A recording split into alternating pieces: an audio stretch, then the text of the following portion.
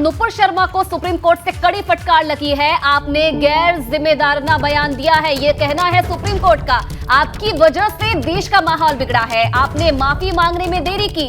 आपको देश से माफी मांगनी चाहिए। किसी की भावना आहत हुई तो मैं बयान वापस लेती हूं, ये कहना है नुपुर शर्मा का। किसी धर्म के अपमान का मेरा कोई भी इरादा नहीं था।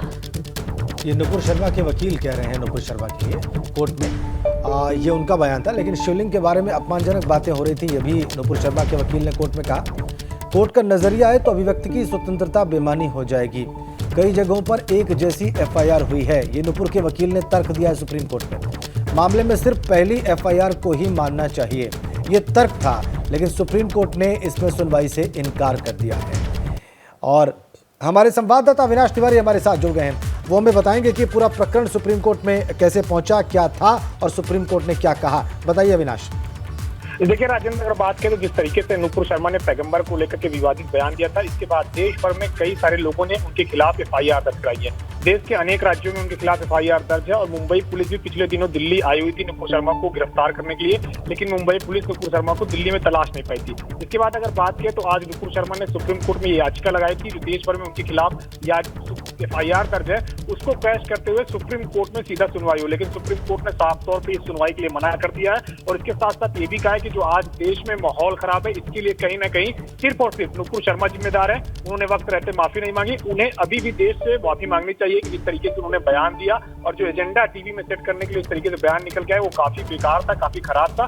इसको लेकर सुप्रीम कोर्ट ने सख्त टिप्पणी की है। इसके साथ साथ दिल्ली पुलिस पर भी सख्त टिप्पणी सुप्रीम कोर्ट ने की है कि दिल्ली पुलिस क्या कुछ कर रही है वो भी हमें पता है। और इसी को कहते हुए सुप्रीम कोर्ट ने नुपुर शर्मा की याचिका खारिज कर दिया। यानी अब नुपुर शर्मा के खिलाफ जो देश भर के अलग अलग राज्यों में एफआईआर दर्ज है, उनका वहीं पे उनको सामना करना होगा, वहां के स्थानीय कोर्ट पे, वहां के हाई कोर्ट में उनको जाना होगा, क्योंकि सुप्रीम कोर्ट ने अब ये याचिका उनकी रद्द कर दी है। ये बड़ी खबर आप दे रहे हैं अविनाश। दिल्ली पुलिस को क्या कहा है सुप्रीम कोर्ट ने, एक बार और स्पष्ट करें।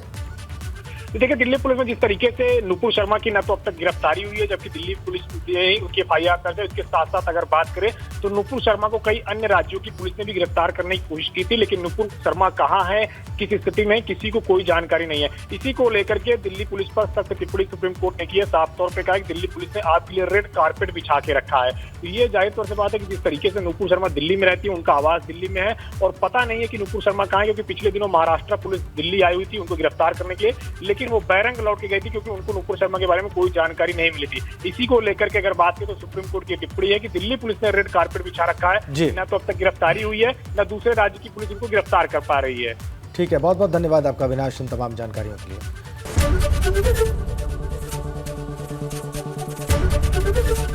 एबीपी गंगा, खबर आपकी, जुबान आपकी।